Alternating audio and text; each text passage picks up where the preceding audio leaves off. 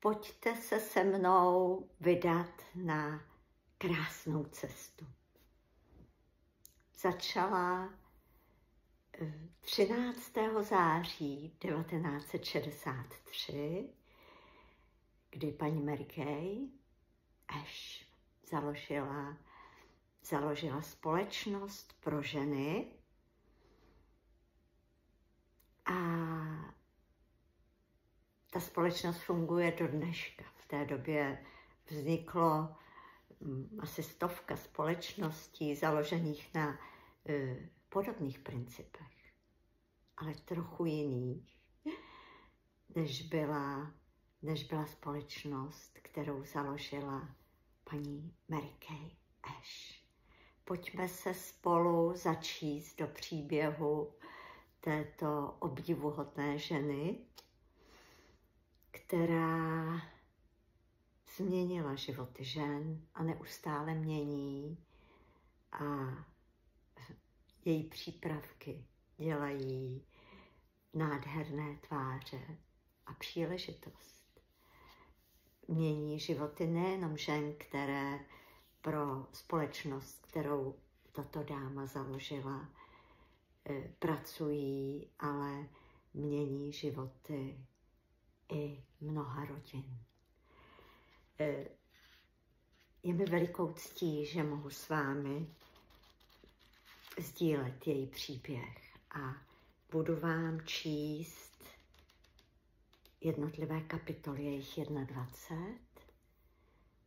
A teď v tomto videu se začteme do předmluvy tohoto příběhu knihy Zázraky se dějí. A první, co vám přečtu, je věnování.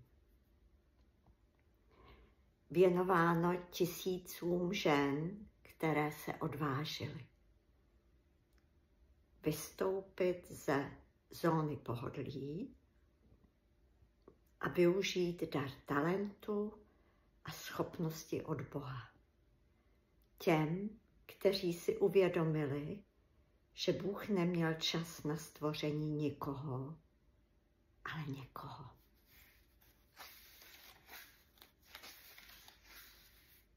Pak je tady poděkování a pojďme si přečíst předmluvu.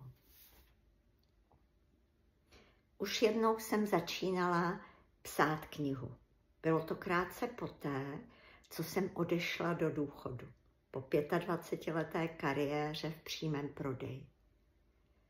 Byla jsem doma méně než týden a už tehdy mi bylo jasné, proč se v tolika nekrolozích píše. Odešel do důchodu minulý rok. Bydlela jsem naproti Márnici a začala jsem pomýšlet na to, jestli bych jim neměla zavolat, aby si mě vyzvedli.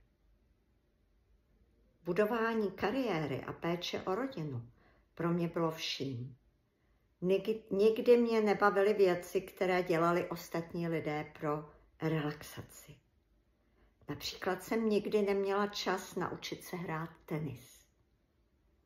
A bytostně jsem nesnášela koktejlové večírky. Mě úplně uspokojovala práce, bez ní mě nebavilo vstávat každé ráno z postele.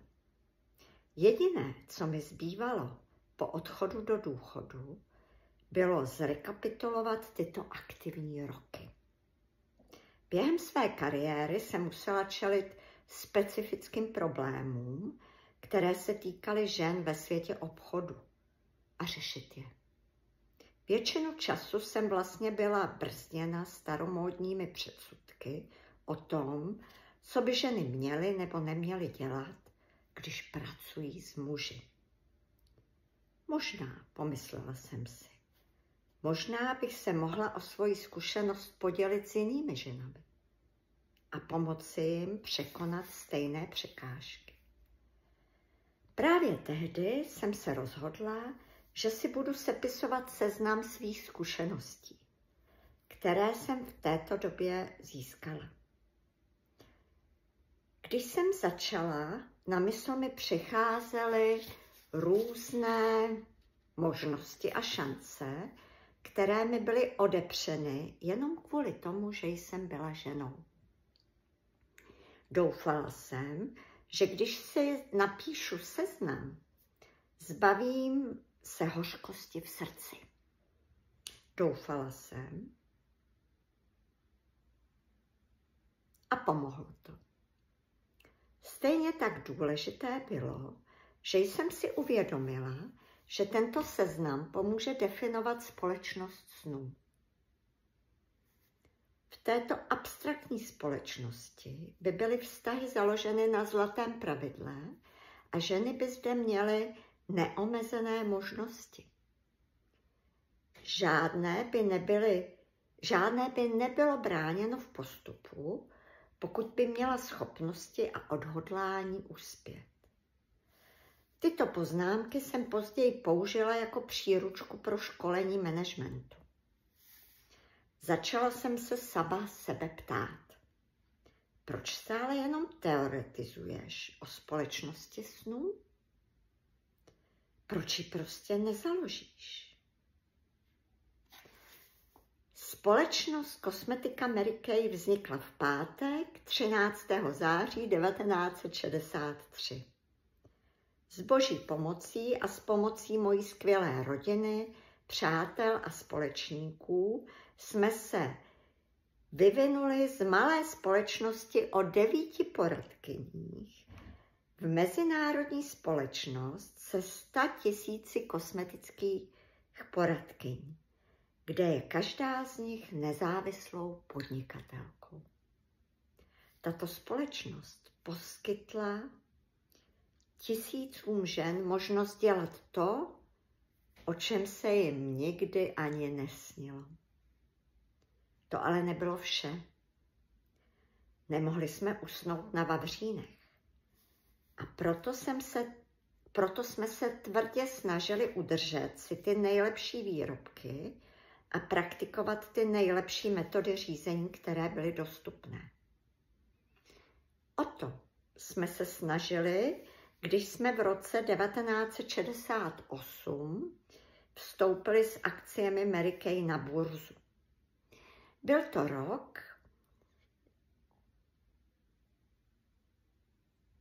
to pro nás tehdy velmi důležitý krok, ale během let se okolnosti změnily. Začali jsme mít pocit, že tudy cesta nevede.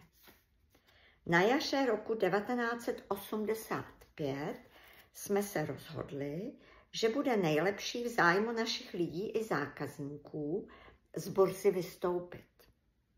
Na základě našeho rozhodnutí a rozhodnutí nezávislých odborníků jsme odkoupili zpět všechny podíly společnosti Mary Kay a vrátili jsme se k myšlence rodinné firmy. Takové rozhodnutí mělo několik výhod.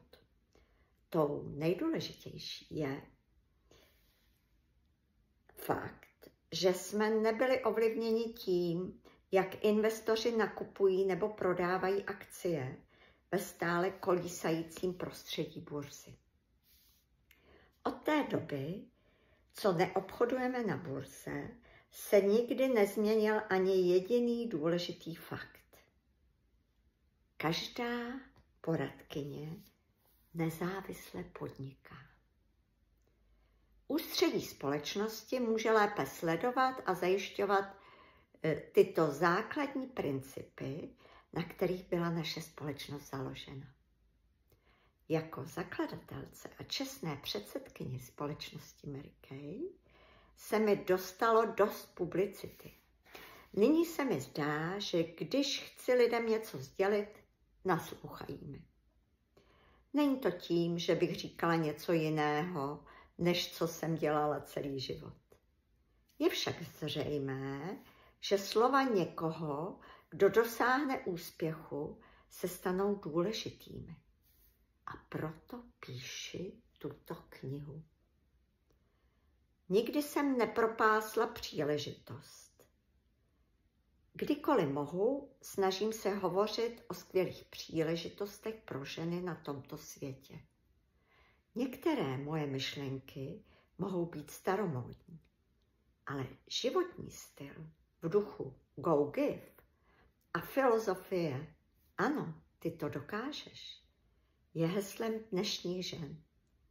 Není jen pouhým heslem, ale heslem, které funguje.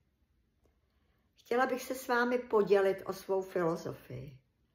Vnitřní pocity, zklamání a radosti. Možná si všimnete, že často neuvádím data. Samozřejmě, že si pamatuji datum narození svých dětí. Jsem žena. A která žena není sentimentální, když jde o takové věci? Pokud bych vám ale prozradila několik dat a vy byste byli dobré v matematice, pak byste snadno vypočítali můj věk. Ten však já nikdy neprozrazuji. Proč bych měla? Myslím si, že žena, která prozradí svůj věk, prozradí cokoliv. Vše, co vám prozradím, je, že nejsem tak stará, jak si někteří lidé myslí. Slyšela jsem vrabce štěbet. Nejlepší otázkou, kterou jsem na toto téma dostala, je, pokud bys opravdu neznala svůj věk, jak stará by se cítila? Cítím se na 24.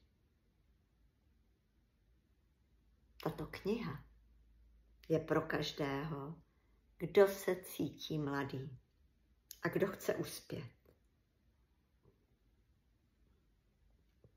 Bůh neměl čas na to, aby stvořil nikoho. Pokud ve vás bude někdo věřit, budete schopni dělat skvělé věci. Já to vím, protože kdysi ve mně také někdo věřil.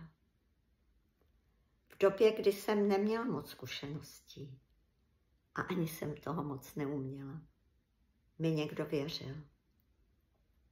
A hlavně díky této důvěře jsem to dokázala. A v příštím videu si přečteme první kapitolu, která se jmenuje Dokážeš to. Přeji krásný zbytek dne s knihou Zázraky se dějí.